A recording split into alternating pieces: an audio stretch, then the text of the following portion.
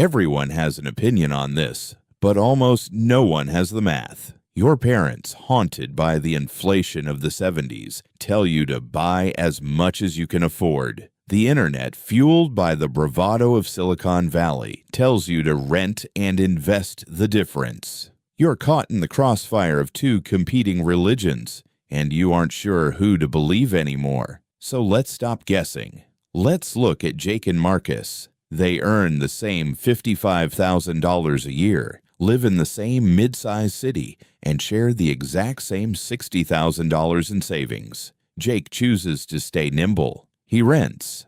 Marcus chooses to plant roots. He buys. They both think the other is a fool, but neither of them has ever looked past the first month's bank statement. We did.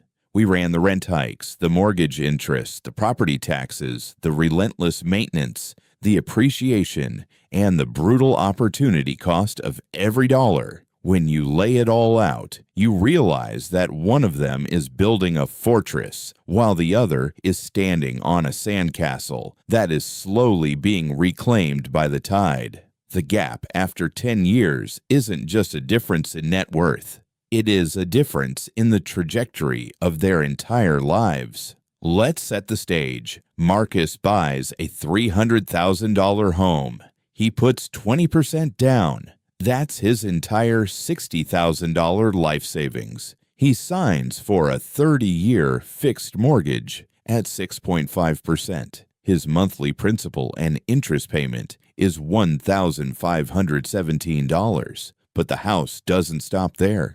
Add $250 a month for property taxes and $130 for insurance. Suddenly, Marcus is writing a check for $1,900 every single month, and he hasn't even bought a light bulb yet. Jake, watching from the sidelines, thinks Marcus is insane. Jake rents a comparable 3-bedroom place for $1,400 a month.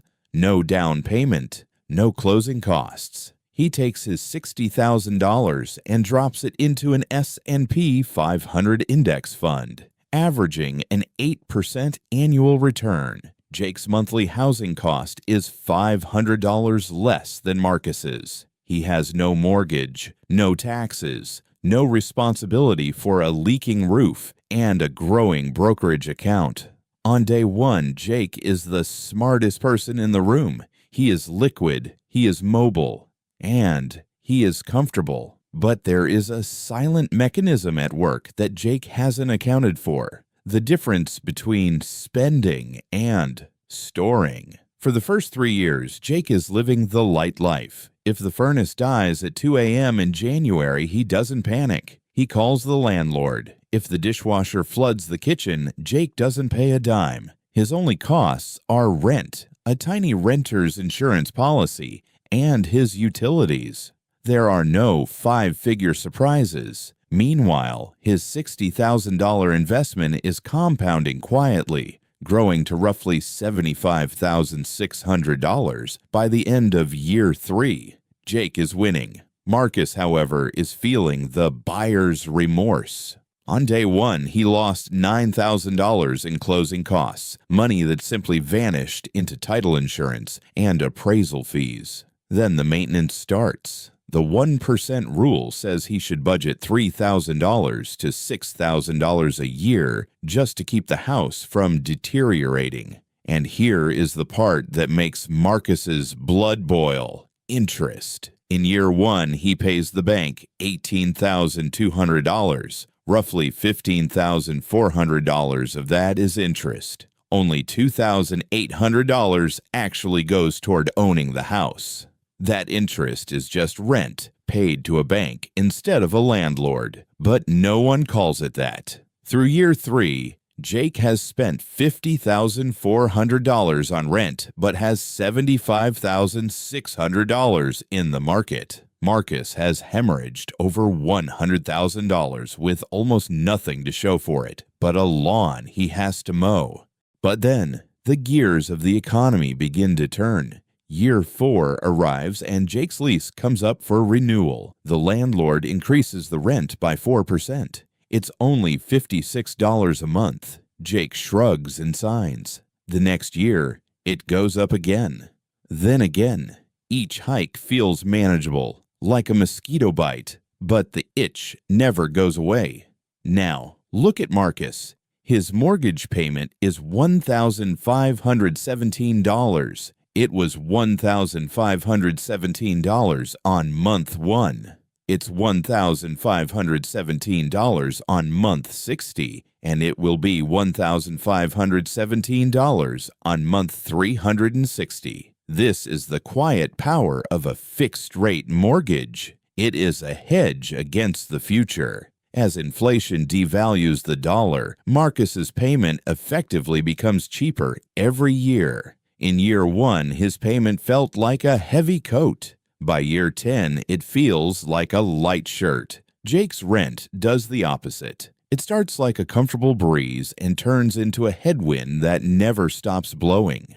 By year 6, the math has quietly, violently reversed. Marcus's home has been appreciating. Historically, U.S. homes grow at about 3.5% a year. His $300,000 house is now worth $347,000. His mortgage balance has dropped to $269,000. Marcus is sitting on $78,000 in equity. But here is the secret. Marcus didn't save $78,000. He only invested $60,000.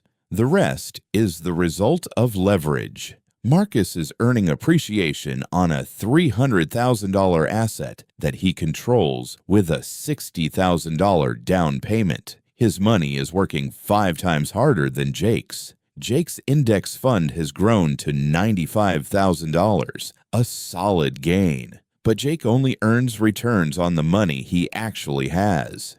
There is no multiplier. And Jake's rent is now creeping past $1,700. He is now paying what Marcus pays, but Marcus is buying his freedom, while Jake is buying his landlord's next vacation. The trap of renting is that there is no finish line. There is no month 361 where the payments stop. When Jake is 35, he pays rent.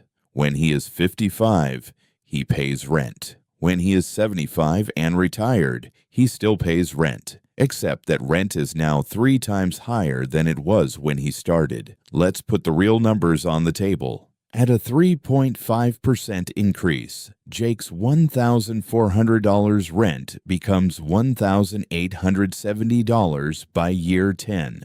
It becomes $2,510 by year 20. And by year 30, Jake is writing a check for $3,370 a month. At that exact moment, on that exact day, Marcus makes his final mortgage payment. He burns the papers in the backyard. His housing cost drops to almost nothing, just taxes and insurance, while Jake is scrambling to cover a $3,300 monthly bill on a fixed retirement income. Marcus is living in a $700,000 asset for $600 a month. However, we must speak about the weight of the walls. Buying isn't all glory. Marcus is tethered. If he gets a dream job offer in a different state, he can't just pack a bag and go. He has to list the house, pay 6% in agent commissions, and hope the market hasn't dipped. If he loses his job, the bank doesn't care. They want their $1,900, or they'll take the house. His equity is trapped. He can't spend his kitchen cabinets on groceries. Real estate is a beautiful, illiquid cage. Jake, on the other hand, has liquidity. If he needs $10,000 for an emergency, he clicks a button in his brokerage account, and the cash is there in 2 days. He has geographic freedom. He can follow opportunities wherever they lead. This flexibility has a value that doesn't show up on a spreadsheet, but it is very real. By year 10, the opportunity cost battle reaches its climax. Jake has spent roughly $193,000 on rent. He owned 0% of his home. His $60,000 index fund has grown to $129,500. Marcus has spent $285,000, much more than Jake, on his mortgage, taxes, insurance, and maintenance. But Marcus owns a home worth $423,000 with a $253,000 debt. His net equity is $170,000. When you net it all out, Marcus is $40,000 ahead, and the gap is now an abyss.